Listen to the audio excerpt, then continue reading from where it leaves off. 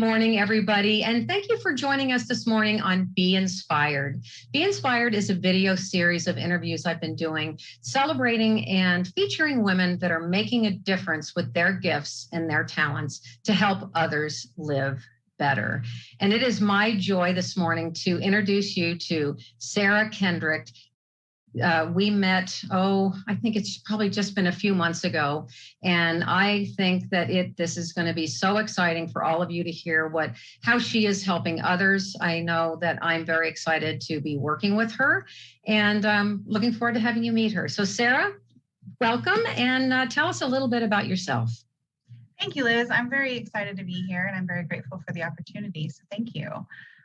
So my name is Sarah, and I have recently started a business called Rhea Services, which is how I got to meet Liz.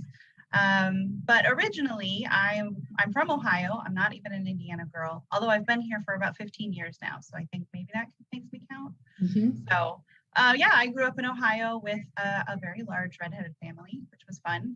I've got 5 redheaded brothers and lived there until I moved to Indiana for my first real career job. And then I've been here pretty much ever since. Yeah, interesting. That's great. Well, I understand you're married and have 2 little fur babies. Yes, I do. Yes. Yes, I'm married to my husband, Kevin. It will be 8 years this year, I think, that we are celebrating. So that's been lovely. And we do have 2 pups. One is Milo, and she's going to be 13 in August. So, now in August, she's 13. And then Hazel is our other pup. And I just found her last year. Both of our pups are found pups. So those stories are real good too. Yes. I love it. So did you meet your husband here in Indiana or in Ohio? I did. I met him here.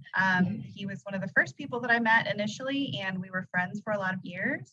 Mm-hmm. And then we were more than friends. So yeah. I love that, Sarah. That's great. Well, I'm actually a little bit, reading what your outline that you gave me, that you were for 14 years, you had a career as a music therapist for people with developmental disabilities. That just fascinates me too. That has to be, had to be such a, rewarding career at that point. It was very rewarding, certainly, and it's good work, and I'm so grateful that I had the chance to do it. And it was really important work, and I still would recommend it for most people. There's a lot of areas where music can be beneficial for folks, and it was such a good time that I had doing that, but it required me to be a lot of what I'm not naturally. And so it cost me a lot. It was very rewarding, yes, but also very challenging having to kind of go in every day and not quite know where people were going to be or what kind of energy they were going to have, and kind of being the one responsible to bring that kind of back around. It took a lot. It took a lot from me, and I'm glad I was able to do it, but it was time for me to do something different. Right. Well, I bet, just thinking about it, I bet it just also brought your level of compassion up, to a level that is making you now, looking at what you're doing, which we're going to get into right now, very good at what you're doing, because you understand the importance of things and what people, can go through. So tell us a little bit about Rhea Services, and then I'll have you share if there was like a life event that brought you into that new business of yours. Yeah, I'd be glad to.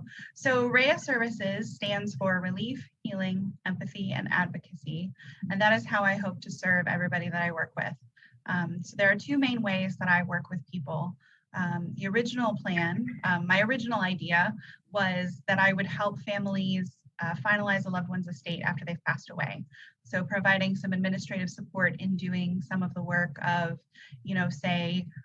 making the phone calls to different companies to notify them, or helping them notify the proper different branches in the government, or helping them get the resources that they need to, plan a funeral, or whatever it is that they need, I want to be able to provide that support. It seems like when I had that idea, I couldn't find anybody kind of filling that role of doing some of that work for families. And it can be a very overwhelming time. There's so much that you have to manage after someone passes. So that was my original idea. And then in learning how to do that work, I've actually realized how often people don't have the information they need when they need it. And so that's the other side of my business, is that I've developed a fillable PDF book, which I'm very excited about. And then also a system where I take people through that book and make sure that they have it's as thorough as I know how to make it currently. So it's everything that I've thought of that could be helpful for any of life's major events. So just making sure that people have the information they need for whenever they need it. Yeah. And I think too that, you know, having those things in order. I know I have a dear friend, when her mother-in-law passed away, she said she'd already had everything planned down to right what dress she wanted to be buried in. And really all the family needed to do was just have a celebration of life and just honor her, instead of all these details that nobody knew how to have done. And, you know, I guess because as I'm getting older, it makes more sense for me to like think about these kind of things. But, you know, if you're in your 20s or 30s, still knowing where everything is, if catastrophe happens, you know, I just think that what you do is really something special, and everybody needs it. I mean, you really do. And just like what you said in your outline here about this one woman, this life event that she just found herself overwhelmed by managing the business of death. And, you know, not to be talking about, you know, death as a morbid subject, but it is a fact of life. And so if we can make things simple for those that are left behind, it just certainly makes, I think, a big relief for everybody. So, you know, back to that, this life event, was that the particular event that sort of got your wheels turning about seeing that this is a business that you could then provide for somebody? Yeah. And let me go back to your point of saying, for those who are, you know, maybe not older, certainly there's room for that too. I had one client that I was able to work with. She's in her 30s. You know, she's single. She doesn't have kids, but this was something that she wanted to do because she's single. She lives on her own. So if something were to happen to her, her family would need that information. Well, earlier this year, so we had finished her work, I think in January. She had a health scare a few months ago, and she wasn't sure what was going to happen, but she was able to call her sister and say, if something does happen, here's where you can find all of my information. You know, and she's just, for her to be able to do that, she said, I had such relief knowing that I wouldn't have to try and scramble while she was in the midst of this health scare to be able to find, you know, her car information and her passwords for her accounts and different things like that. Like, we'd already done that work. So yeah, I just wanted to speak to that point. Like, it's certainly, if you're living, there's room for planning, because it just, we don't know. And then it also doesn't have to be an end of life work. It's, you know, if you move to a new house, you have to call all those utility companies. So if you've already got a list of those in a book, it's so much easier. Or I had somebody else that I worked with who had lost, her wallet was stolen. And if she had had what I've got for her, she would have been able to cancel those cards really easily, because we had recorded, you know, the important numbers, the phone numbers, and that sort of thing. But anyways. Yeah, no, I just love it. And and I'm, you know, excited to share with my audience that, you know, you and I've had our first session, and then I am going through the pre-planning process with you, and excited about having that completed. And for, you know, for my family, and looking forward to sharing it with all of our children as well. So good. Yeah. Well, I'm looking forward to working with you. But yeah, I had, getting back to your actual questions, let me answer that one too. So yeah, I had read an article about a woman who had lost her husband very suddenly. They were in their 40s. She was the one who referenced having to do the business of death, going through all of that work and calling all of these strangers basically, and having to say that she'd lost her husband. And so that was my first, like I said, that was the initial idea, was to help people do that work, because I don't think that you should have to call the cable company after your loved one has passed away. It's just the last thing that you should have to do. So I'll do it for you. Right.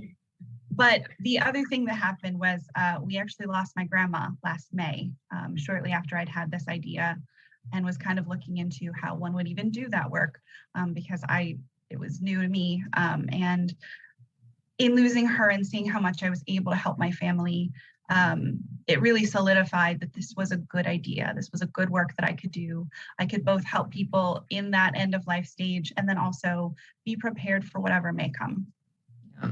Well, good for you. I think this is fabulous. So from your expertise and your experiences, Sarah, what 3 things could you share with our audience to do to help them live better?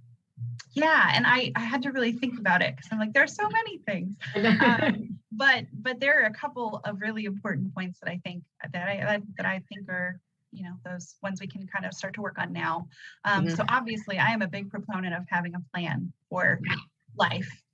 So I would say start to plan now. It doesn't have to be complete. It doesn't have to be something extreme, but start to consider what life looks like if for some reason you or your loved one, if they're not available. So even as far as what jobs do you do that your spouse doesn't know about, or what they do that you don't know about, that you just don't have that knowledge. We need to share that information. We need to make sure that there's some sort of a plan in place, just because it can be such a relief to know that if hopefully nothing does happen, but if it does, you know where to start. I'd also say when you're doing that plan, share your wishes with your loved ones. Make sure that they, think about it and then let them know, because offering them that clarity, as your friend said, all they had to do was celebrate. I think it was her mom's life, and that's such a beautiful gift that you can give to someone, is to say, everything's already taken care of. Just focus on you. Focus on being with the family. Let people know that they don't have to second guess what you would have wanted or what you would have preferred. And it's already, you've already talked about it. And then kind of ironically, the third thing that I would say is to try and be present. We can have all of the plans, we can make all of the arrangements, and life will still throw you a curveball. And so, tell your loved ones that you love them while you have them, or, enjoy the moments while you're in them. The house may not be as clean as it ought to be, but that doesn't really matter at the end of the day. You'd rather have the dirty house and the loved ones nearby, I'm sure. So it's kind of a tricky balance between both, being prepared as much as we can, but also knowing that life is so short, time goes by so fast. And to make the most of it while we have what we have. Yeah, well, you're preaching to the choir here. So, I just love that, Sarah. Well, this has been just a delight. And when we've wrapped up here this morning, you'll put your contact information in the comments. And then you also mentioned to me that you do a 30-minute free consult. Somebody wants to reach out to you, have more of a conversation to see if this is a fit or just get to know you better, that you can do that. And you'll put your calendar information there as well. So yes, I will. Great. Well, this has been wonderful, Sarah. You have a wonderful rest of your day. And everybody, thank you for being here. And we'll see you next time on Be Inspired. Have a wonderful rest of your day, everybody. Bye-bye.